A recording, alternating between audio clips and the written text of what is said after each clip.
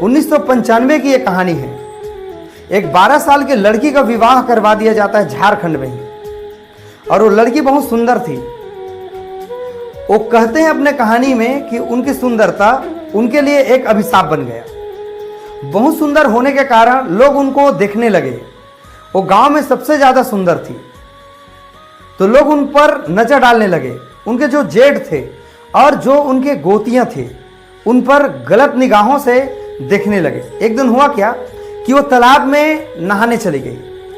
तो तालाब में नहा रही थी तो अचानक कुछ लोगों ने उन पर गलत निगाह डाल के उनके पीछे लग गए और उन पर कुछ गलत हरकत करने लगे।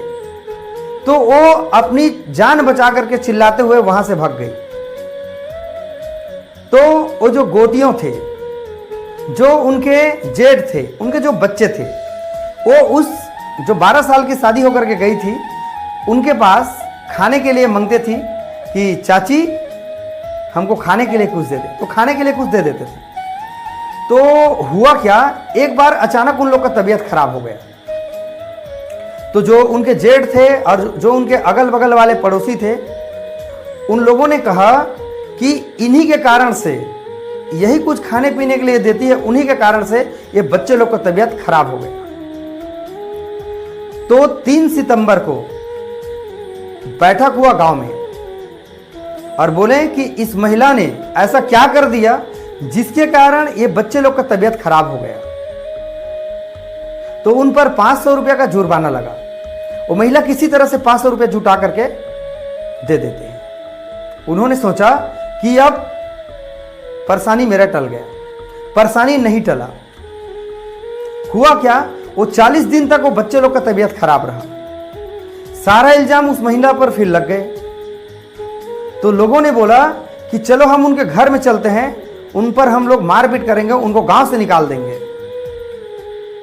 तो उन पर बहुत ज्यादा अत्याचार करने लगे। उनके घर चले गए और फिर बैठक हुई।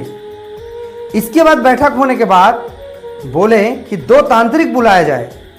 तो 2 तांत्रिक बुलाया जाए। 2 तांत्रिक आ गए। वो तांत्रिक ने कहा कि ये महिला डायन है, इनको जादू टोना आता है, उन्हीं के कारण से बच्चे लोग का तबीयत खराब हुआ है। तो उन्होंने बोला कि इंसान के मल मूत्र को इनको पिला दिया जाए तो इनका डायन खत्म हो जाएगा। तो लोगों ने 30-40 लोगों ने उनके घर पर चले गए और दरवाजा को तोड़ते हुए उनके घर पर घुस गए और सचमुच में उनको इंसान का मल मूत्र पिलाने लगे।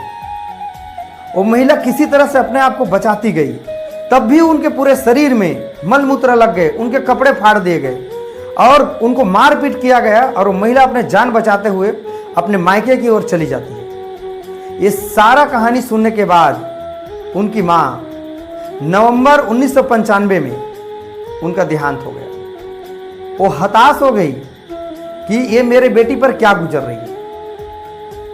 वो अपने जीवन में बहुत चिंतित रही, बहुत परेशानी को झेले।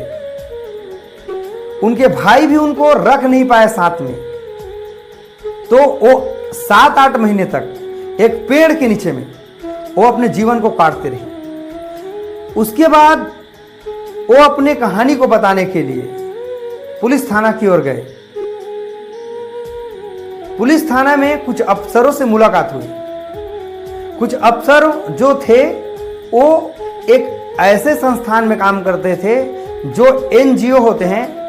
तो उस एनजीओ में काम करते थे। वो ऐसे ऑफिसर थे जो समाज सेवा के लिए काम करते थे, जो एक आशा के संस्थान थे उसमें काम करते थे। तो महिला धीरे धीरे से उन लोगों से जुड़ती गई और जुड़ते जुड़ते अपने जीवन को थोड़ा आगे बढ़ाती गई। और ऐसे करते करते सबसे पहले वो 120 लोगों की, महिलाओं की जान बचाई। और जान ही नहीं बचाई, महिलाओं के जान बचाने के साथ उन लोगों को रोजगार दिया, स्वरोजगार दिया। उनको कताई बुनाई जो करवाए जाते हैं घर में, वो सारा उनको व्यवस्था करवाया गया। कहानी में कहे गए हैं और वो सच्चाई है कि कम से कम 500 महिलाओं को बचाए जो ऐसे ही पीड़ित थे। वो ठान लिए अपने जीवन में कि हमको ऐसे लोगों को बचाना है। जीवन में ऐसे लोग परेशान हैं जो मृत्यु के ओर चले जाते हैं, तो ऐसे लोगों को अपने संस्थान में जोड़ते गई।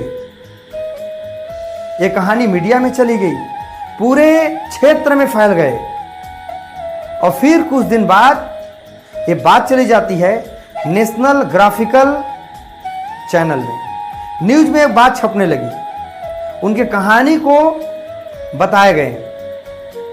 फिर कहते हैं कि झारखंड सरकार के द्वारा उनको सम्मानित किया गया। वो अपने जीवन में बहुत ज़्यादा स्ट्रगल करी। फिर ये कहानी आगे बढ़ती है, और जब बात आती है 2021 की, तो किसी का दिल्ली से फोन आया और फोन में बोला गया कि आप छुटनी देवी बोल रही हैं क्या? तो बोलते हैं यस, मैं छुटनी देवी। आपका नाम पद्मश्री से सम्मानित किया जाएगा, लिस्ट में आपका नाम है। सोचिए दोस्तों, ये कहानी से हमको यह सीख मिलता है, इंसान अपने जीवन में छोटी मोटी परेशानी आ जाती है, किसी के साथ ब्रेकअप हो गया या कहीं कुछ पेपर नहीं बना, फाइल हो गया, तो अपने जीवन को खत्म कर लेते हैं। ये कहानी ऐसी है जिनको सुनने के बाद हर इंसान को मोटिवेशन आता है।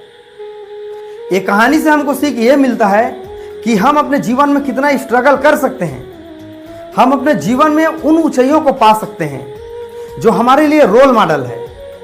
एक ऐसी कहानी छुटनी देवी की कहानी जो हम सबके लिए मोटिवेशन है। अगर वो चाहती तो आत्महत्या कर लेती, लेकिन उन्होंने आत्महत्या नहीं किया। ऐसे महिला पद्मश्री से सम्मानित किए गए, हम और आप सबके लिए गौरव की बात है। तो दोस्तों, ये कहानी कैसी लगी? आई होप आप सभी को अच्छा लगा होगा।